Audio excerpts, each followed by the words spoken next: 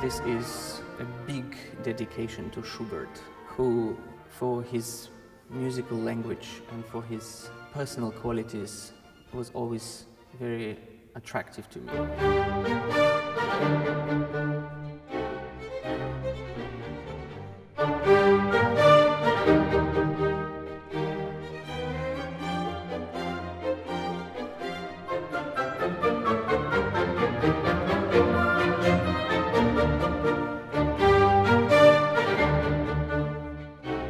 His music is so full of sunshine and sadness at the same time. This combination is incredibly calming somehow.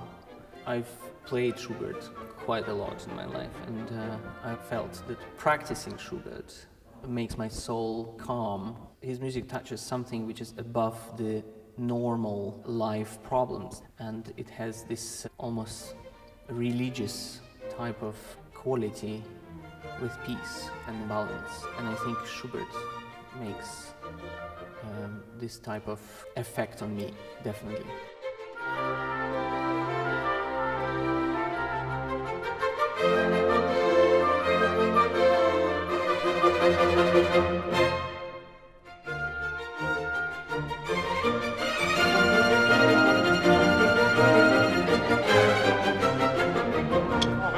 Very good. Maybe first balance, the upbeat is a little bit too light. Audio producing, it's not so simple. After such sessions, you can feel very tired sometimes because you should follow very, very carefully to score and listening to every detail. We're really enjoying working with Maxim. It's really a great experience, and such a program we are doing now, thinking about Schubert and different views to Schubert. So it's absolutely unique. I'm so excited about being part of this project. So it's very interesting to everybody, and I think I can see it in eyes of my musicians. Everybody is interested. Everybody gives his best.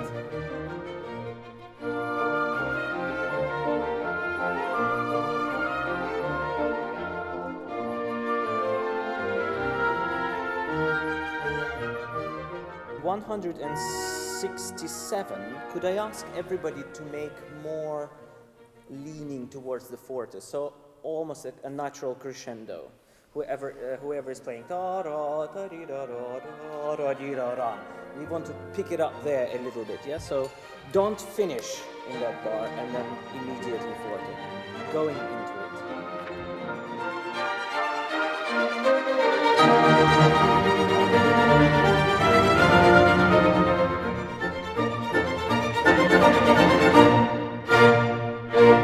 This project was born a long time ago. I've decided to attract also 3 contemporary composers who would participate in writing something on the theme of Schubert or in connection to Schubert. I made research on what is already written, and of course the most obvious piece was the piece by Leonid Desyatnikov, Wie der Alter Leiermann, which was originally written for violin for Gideon Kremer 20 years ago for the Schubert's big 200 years anniversary.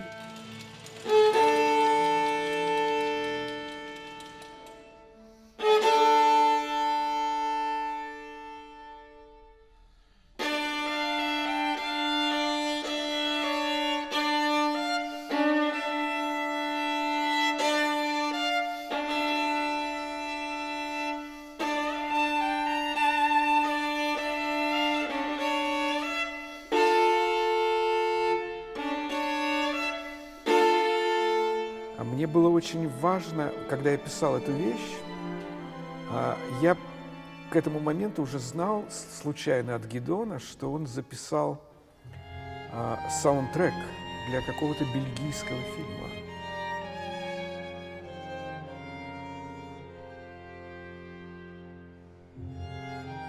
Где речь идет о скрипаче, чья карьера абсолютно разрушена. Я не видел этого фильма. Чья карьера, в общем, пошла по нисходящей линии и заканчивается, кажется, все тем, что он играет чуть ли не в подземном переходе или в метро, вот что-то такое. И мне было, памятуя об этом, мне было интересно представить Гидона в образе такого деклассированного музыканта, каковым, безусловно, является несчастный герой шубертовской песни.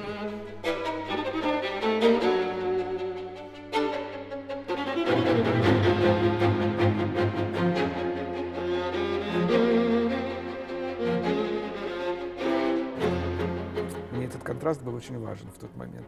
И мне важно было подчеркнуть единство, то есть какую-то связь, которая существует между самыми преуспевающими музыкантами и теми, кому не повезло просто.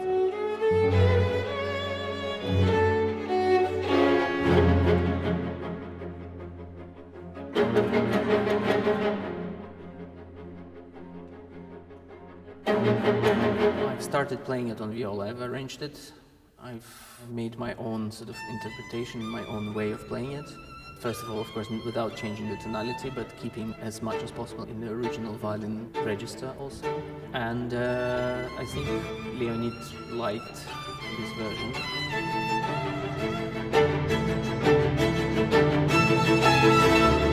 And I personally think that it gives a more suffering, more heavy, a little bit heavier way if you play it on the viola, especially when you go very, very high up. On the E string on the violin it sounds much lighter, but on the viola it sounds with more edge. And I always liked it. I think it suits the character of the piece very well to play it on viola.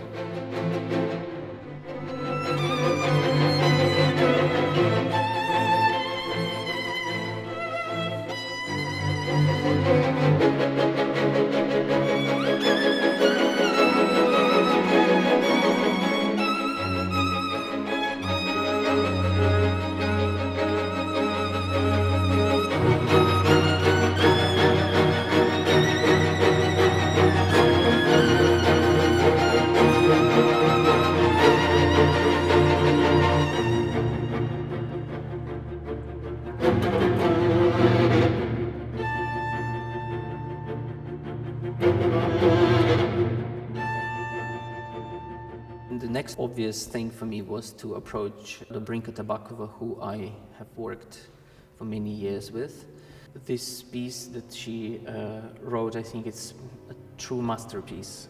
It's a fantasy homage to Schubert, and she takes as a subject, as a main theme, one of my most favorite Schubert's pieces, the Fantasy in C major for violin and piano. And she made an absolutely different world out of it, I think.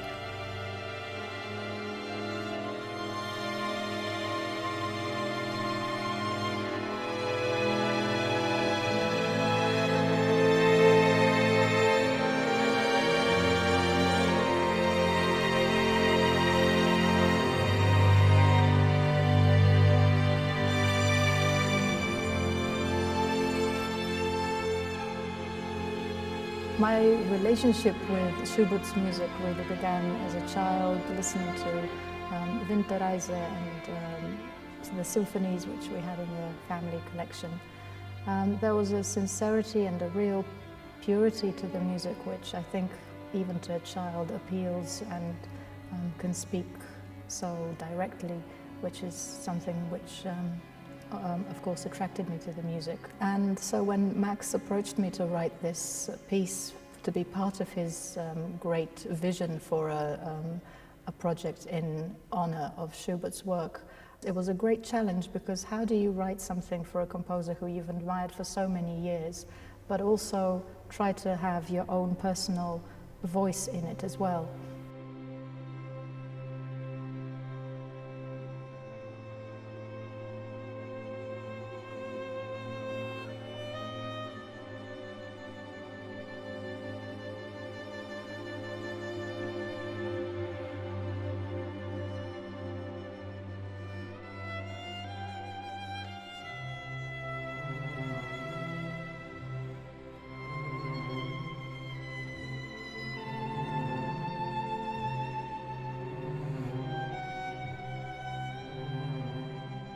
The piece which really opened that door of possibilities for me was the Fantasy in C major for violin and piano. Its opening, which has forever captured my imagination, this kind of really delicate tremor at the very beginning, and then an absolute heavenly melody which arises from that. This, to me, became the heart of this homage which I wanted to write for Schubert.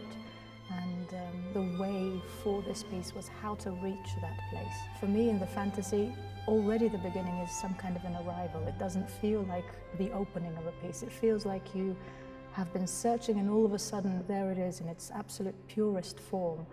There were many different options which I tried to have, how to reach that melody, and didn't really want to have a definite tonality, but I wanted to have some kind of uncertainty. This is where the idea of space, cosmos, and some kind of infinity came from.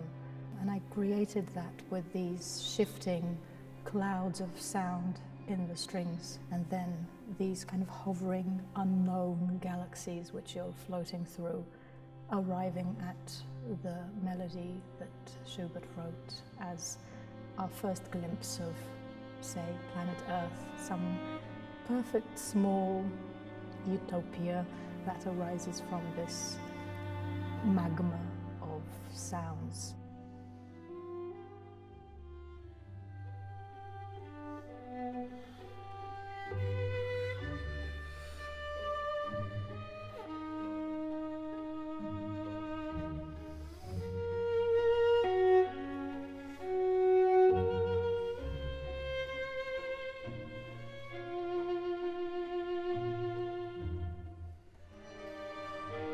I also approached younger composers via YouTube. I made a clip, I just made my speech. I said, if you want to write something in connection with Schubert for viola and string orchestra, it has to be around 5-7 minutes long, and as a sort of a winning point to a sort of competition, you would be performed a lot and you would be recorded as a part of this Homage to Schubert project. And among several pieces, I also received Sergei Akhunov's piece in Schubert's company.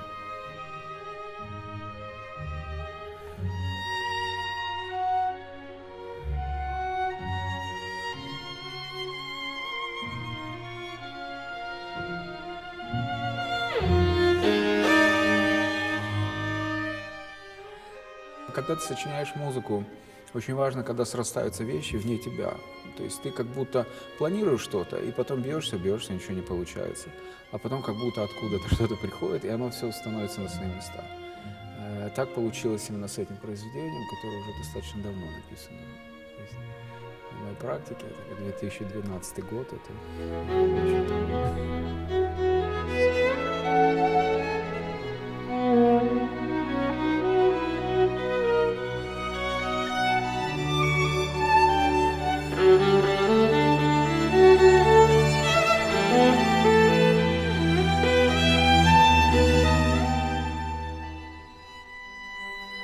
I really liked the simplicity, at the same time beauty and depth that this piece had. And after playing it for a while, after several times that the whole project was already performed, I realized that I needed another work. Something fast, first of all, and something a little bit more edgy and maybe rocky and exciting. So I have asked him to write a piece on the topic of Erlkönig.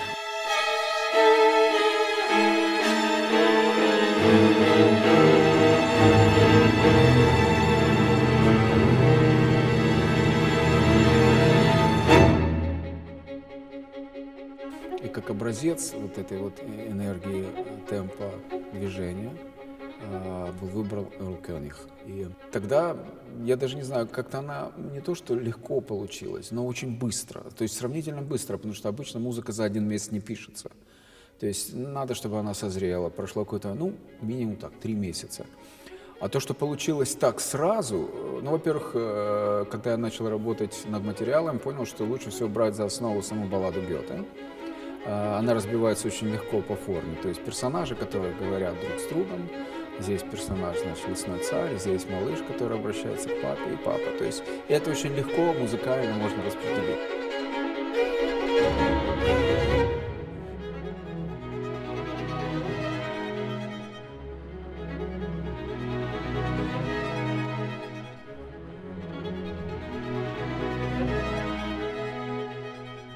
В этом нет ничего оригинального, согласен. Но, в принципе, вообще в моей музыке нет ничего такого оригинального, что можно назвать новаторством.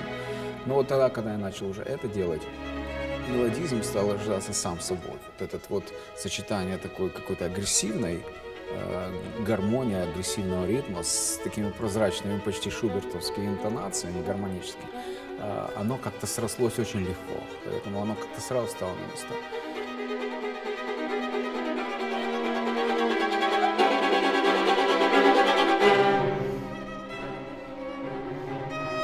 When I received the music, I looked at the viola part, and it was quite different to how you hear it today.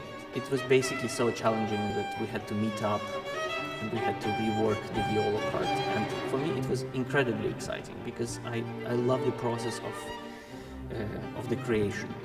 And I thought that the only way I can take part in the creation was that I could suggest to the composer which way to make the viola part or to make some parts of the piece better, how it sounds better on the viola, also in connection to the technical sides, of course.